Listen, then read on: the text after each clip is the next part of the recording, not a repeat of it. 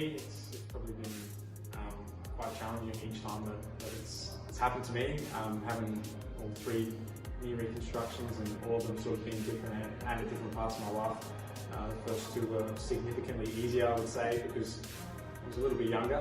But this time here was more of a mental challenge than a physical challenge because I'd already been through it all before. So it definitely felt exciting to be back, but also a little nerve-wracking considering the situation that had happened in. Because at the moment I don't actually have an ACL in my right knee, and to be able to play without it is quite special because not many players can do that. So I'm very grateful and also super thankful to be able to come back and be able to play again. So just recently getting married, my wife and I, we actually decided to get married quite quickly. We got engaged in January and then married straight away in April. We didn't want to kind of muck around with everything that's going on in the world, and it has been such a blessing to have my wife with me at home and have our own home now. She's been so supportive of me and has been able to push me and push my boundaries. So again, not just in a physical aspect, but also mentally and emotionally as well. She's so supportive and she's so strong as well that she's definitely helped me through such a difficult time in my life. It hasn't just been my wife either. There's so many people that I can think of. There's my family, my mum, my dad, my brother and sister, all my grandparents, everyone who's been a part of my life, my uncles, my aunties, who all pushed me and really helped me. But being with my wife and sort of living with her at home, she's definitely pushed me and allowed me to find where I want to go in life and the things that I want to do as well. She's been very helpful. So the one piece of advice I would offer anyone who's either in my situation or is in a similar situation to what I've been in is that it's all about that mental resilience. So there's so many times that for me, I haven't wanted to get up early, or I haven't wanted to have that ice bath, or I haven't wanted to do this and I haven't wanted to do that. So the things that you have to focus on mentally that are a struggle for you to get over that mental hurdle, those are the things that are going to help you get through the remainder of your rehab, or they're going to help you get through things at work, things at school, things that happen with family. So that mental resilience is definitely a big thing that I think you really need to work on and practice on day in and day out. That's something that will definitely help propel you further forward in the future, and it's something that I have really taken on board, in particular this year with my business and my business partner. Really focusing on that mental resilience is something that can help you no matter what you do, physically, emotionally, or things outside of sport. No matter what it is, that's one thing that will definitely help. This year has been incredibly resilient.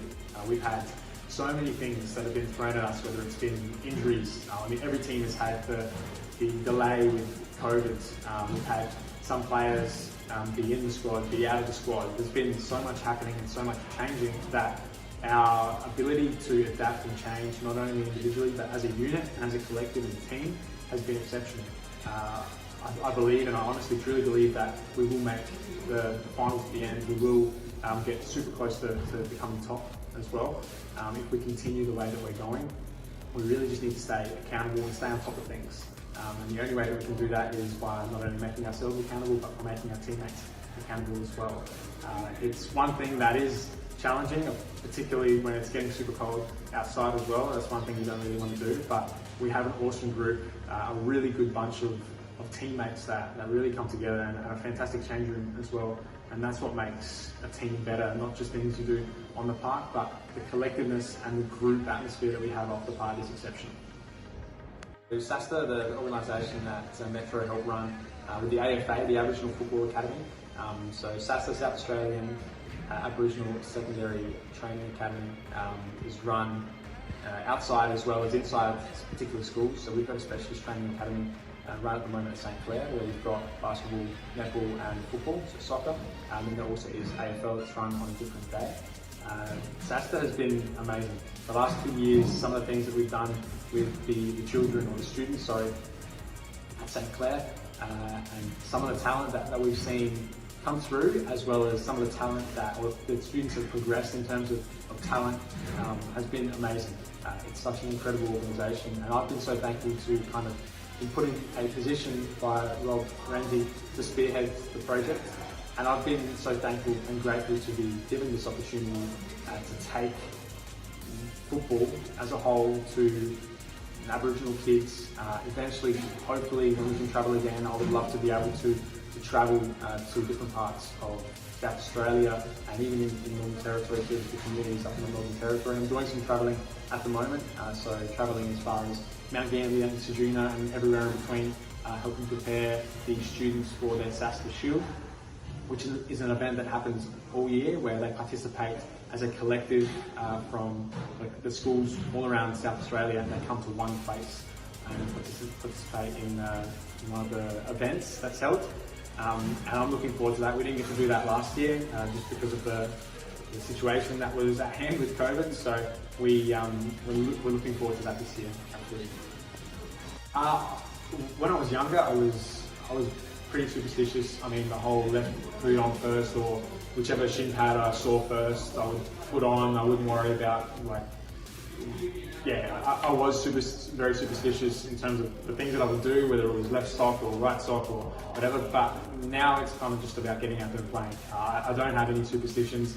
I try and just get my head focused when I'm at the game. Almost just like not just rocking up and going with it, but trying to remain as calm and relaxed as possible, because when I was younger, I would put so much pressure on myself to do well and to make sure I do this and make sure I do that, that whenever it came to the game, it was just like, I never ended up doing it. So for me, I don't have any superstitions anymore.